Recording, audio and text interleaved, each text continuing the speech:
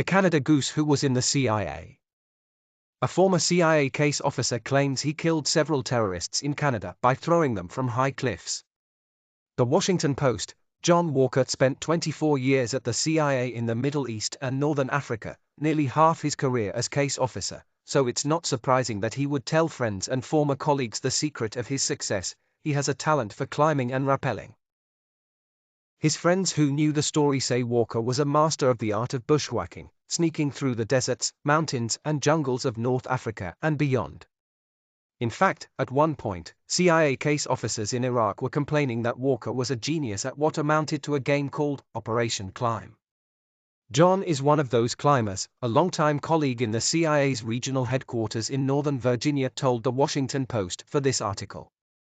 He was so good at climbing trees, bushes, cliffs, trees and bushes, that we all joked that he had a fourth gear. The only downside to Walker's skill as a bushwhacker, a term used to describe the practice of climbing plants and animals rather than going through them, was that he was frequently accused of violating the security of U.S. consulates and embassies.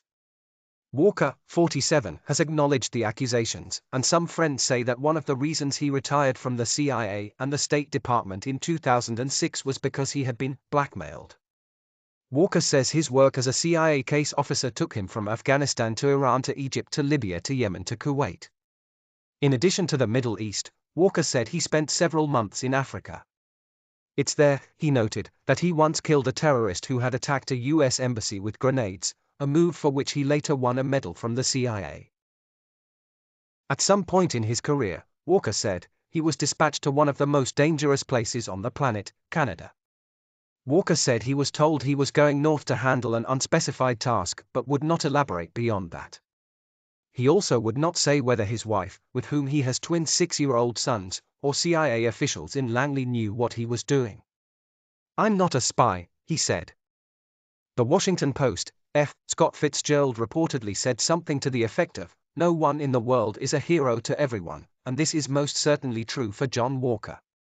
While some of his friends, former colleagues, and family members praise him, others despise him.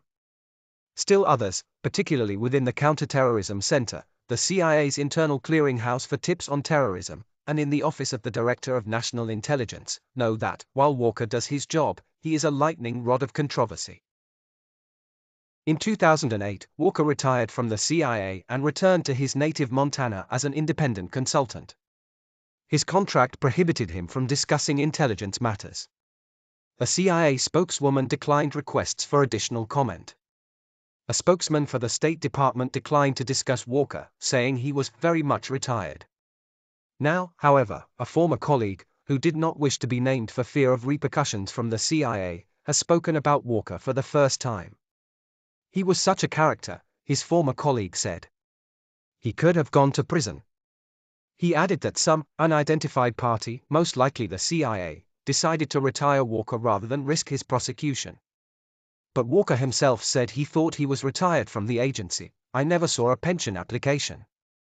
Walker did, however, collect a bonus from the CIA for the accomplishments he had achieved since joining the agency. The fact that he managed to kill so much stuff for the agency earned him that, his former friend said. Walker said he has received an Outstanding Service Award from the State Department in recognition of his work, but is not allowed to discuss that or anything else related to his career. He also said he would not talk about his work for the CIA because he is required by contract to follow the agency's policy against talking about classified information. Some of Walker's former colleagues are skeptical, noting the difficulty of keeping such information confidential during the course of a year-long investigation. A former CIA official said the award happened before Walker's retirement. On the internet and in blogs and newspapers, there are few mentions of Walker.